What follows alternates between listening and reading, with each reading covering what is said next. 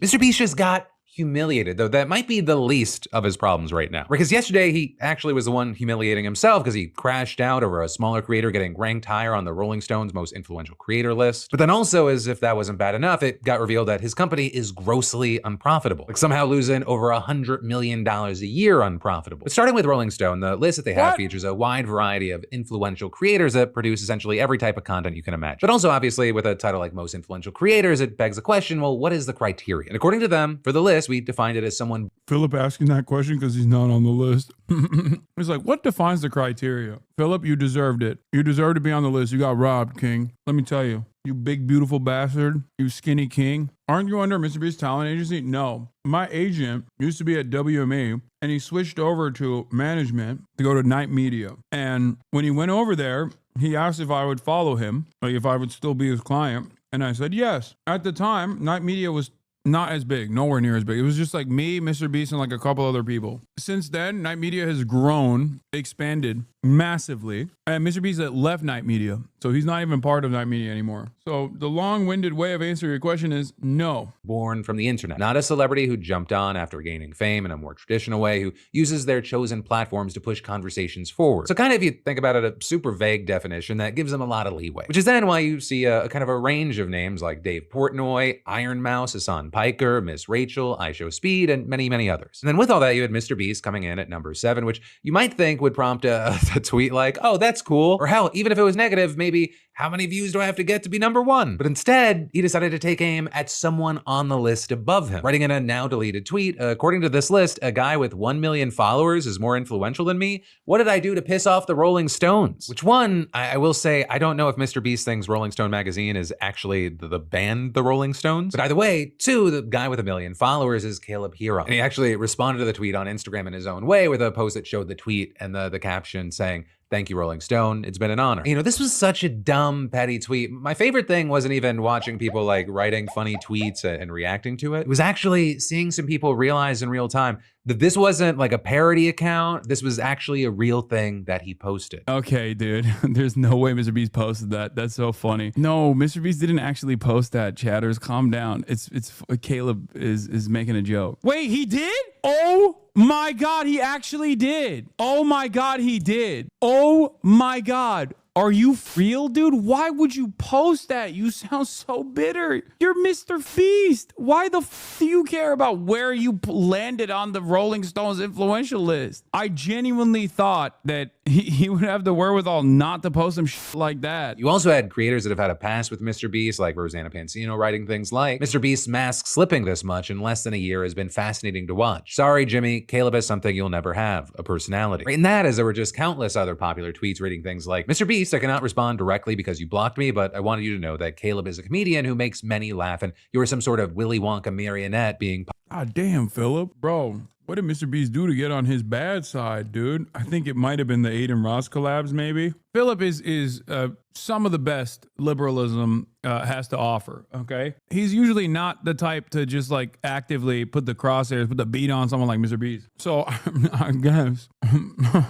I guess he just did not appreciate the Aiden Ross collab and the kick deal. Because I don't think he would cover. I'm surprised. It's lighter stuff, but I think like Phil normally doesn't.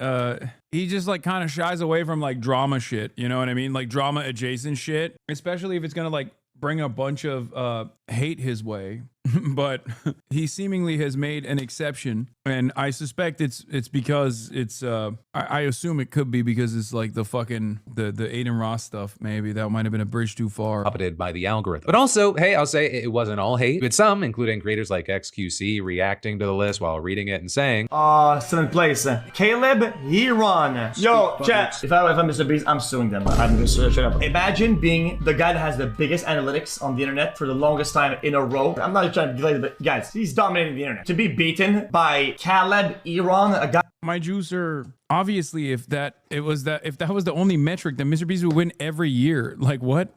That's insane. That would be the most boring list of all time. Every year, it's just like the top most subscribed content creators. Every year, if there's a little bit of change, then that's reflected in the quantitative assessment. That's it. Should have been you, Big Haas. I am on the list. Thank God you're behind him. Less drama. No, I saw he said I deserve being on the list. So the juicer war is at a ceasefire, a temporary ceasefire for now. He loves you, bro. No bots. Yeah, I know. This past week has been interesting because for once, XQC is actively defending my honor as a non-botter, and even went so far as to say I deserve being on the most influential list. I've never seen in my entire life. Appearing on a photo with Aiden makes you lose 5 points off the top 10 is what it is. But either way, there you had MrBeast eventually deleting his tweet, and when replying to someone about the situation, wrote, "Not gonna lie, after this, I watched some of his stuff and it's actually good. I deleted the tweet. I don't want the smoke from the shooters. Spare me, please." So then he also got blasted even more for not apologizing and instead fearing the backlash. And as far as Caleb, it appears that he's just taken the whole thing in stride and joked on his Instagram story that he's in peace talks with MrBeast right now. Right, and also, Caleb's the GOAT. I already have been in talks with him. Unfortunately, he's too fucking busy and too goddamn Hollywood, and he's too busy to be on the podcast. It's all right. It's all good. Clout? Yep, that's true. He's like, I just took down MrBeast, bitch. Who the fuck do you think you are? No, I'm kidding. He was like, no, he didn't big time me. I'm joking. Oh my God, I forget that some people take this shit seriously. No. He's currently in LA, but he has a bunch of stuff that he has to do, so he can't come on the podcast. I asked him like a day before, you know?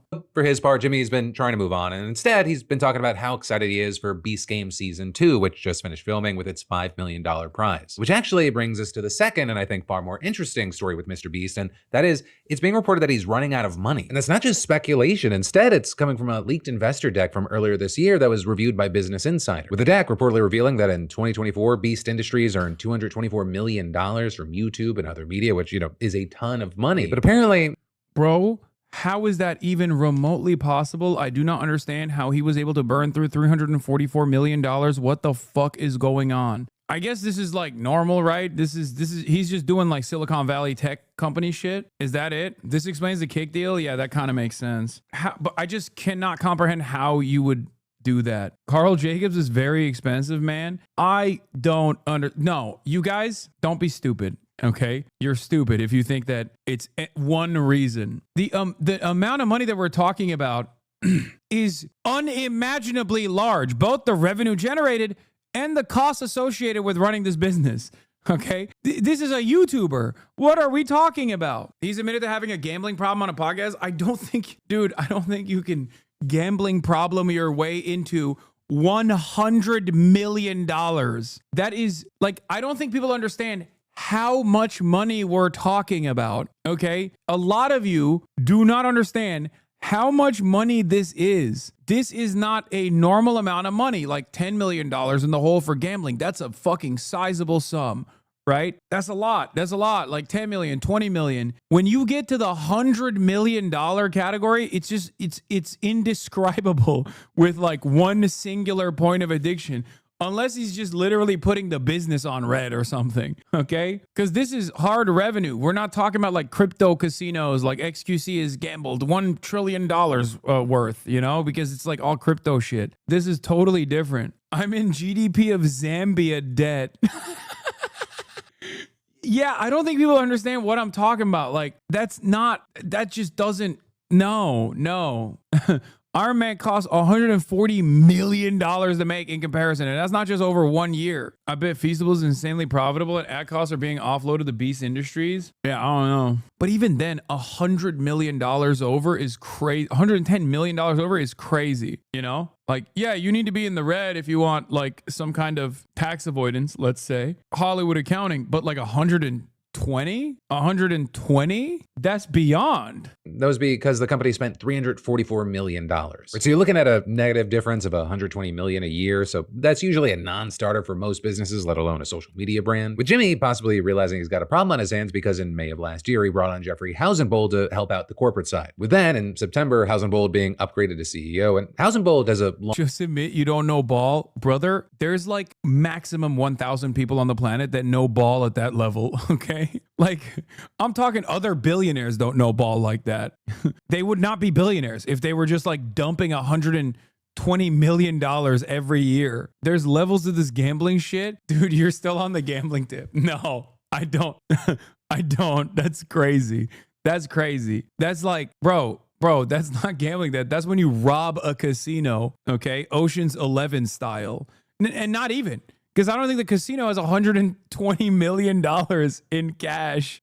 Long successful resume as the former CEO of Shutterfly and a venture capitalist that led SoftBank's $100 billion Vision Fund. It appears he has tons of ideas for tackling the insane costs that MrBeast has run up with his production, some of which seem obvious. Things like, for example, MrBeast apparently pays retail on like everything. So let's say it's like a video that features gym equipment. Jimmy is apparently buying that for full value, which for a creator of that size doing a production that large, it's almost unheard of. The scene is any amount of branding in a MrBeast video just being worth a ton for companies. No, none of this makes up for 100. No, there's something else going on. I don't know what it is, but there's just something else going on. That is not enough. That's not $120 million. That does not make up for $120 million. No, that's crazy. Oh, he pays retail price.